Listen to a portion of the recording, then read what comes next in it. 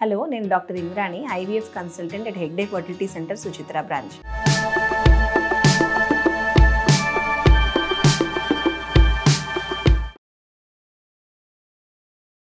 So ఆడవాళ్ళు delivery అయిన తర్వాత వాళ్ళకి ప్రెగ్నెన్సీ అనేది ఎంత తొందరగా రావచ్చు. సో ఇప్పుడు ఏంటంటే నార్మల్గా డెలివరీ అయిన తర్వాత బేబీకి లాక్టేషన్ అంటే బ్రెస్ట్ ఫీడింగ్ చేస్తాం కదా. ఆ బ్రెస్ట్ ఫీడింగ్ చేస్తున్నప్పుడు కొంతవరకు వాళ్ళకి పీరియడ్స్ అనేది ఇర్రెగ్యులర్గా కావచ్చు. కానీ కొంతమందికి 3 వీక్స్ దాటిన తర్వాత అంటే ఒక 1 మంత్ దాటిన తర్వాత అట్లా వాళ్ళకి మళ్ళీ సైకిల్ అనేది రావచ్చు. లేదా రెగ్యులర్ ఫీడింగ్ అదని బేబీకి ఇస్తున్నప్పుడు ఒక 6 మంత్స్ లేదా ఒక్కొక్కసారి 1 ఇయర్ వరకు కూడా పీరియడ్స్ రాకపోవచ్చు. ఇప్పుడు ఏంటంటే ఈ ప్రెగ్నెన్సీ రావడం అనంటే ఓవ్యులేషన్ అంటే అండం విడుదల కావడం అనేది జరిగిందంటే లోపల తర్వాత పీరియడ్ రాకుండా కూడా వాళ్ళు ప్రెగ్నెన్సీ అనేది కన్ఫర్మ్ కావచ్చు.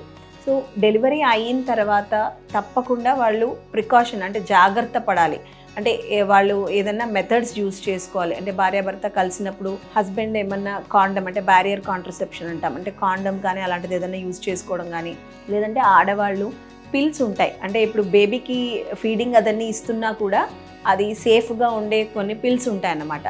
అలాంటి పిల్స్ అదన్నీ తీసుకోవడం కానీ ఏదో ఒకటి లేదు అని అంటే వాళ్ళు ఒకవేళ ఇంట్రాయూట్రైన్ డివైస్ అని అంటాం, అంటే ప్రెగ్నెన్సీ అనేది రాకుండా మనకి అది ప్రివెంట్ చేయడానికి కాపర్ టీ లాంటిది అలాంటిది కానీ ఏదో ఒకటి వాళ్ళు ప్రికాషన్ అనేది తీసుకోవాలన్నమాట. అండ్ ఎప్పుడైనా కానీ ఒకసారి స్టార్టింగ్ పీరియడ్ రెగ్యులర్ అయిన తర్వాత మధ్యలో ఒకవేళ ఇర్రెగ్యులర్ అయినా వాళ్ళు డెఫినెట్లీ అది ప్రెగ్నెన్సీ టెస్ట్ అనేది తప్పకుండా చేసుకోవాలి. ఎందుకంటే చాలామందికి ఒక్కసారి ఏంటంటే వాళ్ళు పీరియడ్స్ ఇర్రెగ్యులర్గా ఉన్నాయని చాలా మంత్స్ అలా రాకపోయినా వదిలేస్తారు. సో సడన్గా టెస్ట్ చేసుకున్నప్పుడు లేదా స్కాన్ చేసినప్పుడు ప్రెగ్నెన్సీ అనేది ఉంటుంది. సో ఒక్కొక్కసారి అలాంటివి జరిగే అవకాశాలు కూడా ఎక్కువ ఉంటాయి. కాబట్టి డెఫినెట్లీ వాళ్ళు డెలివరీ అయిన తర్వాత గ్యాపింగ్ అనేది దాని గురించి ముందుగానే ప్లాన్ చేసుకొని డెలివరీ అయిన తర్వాత డాక్టర్ దగ్గర సలహా అనేది తీసుకోవాలన్నమాట. Thank you.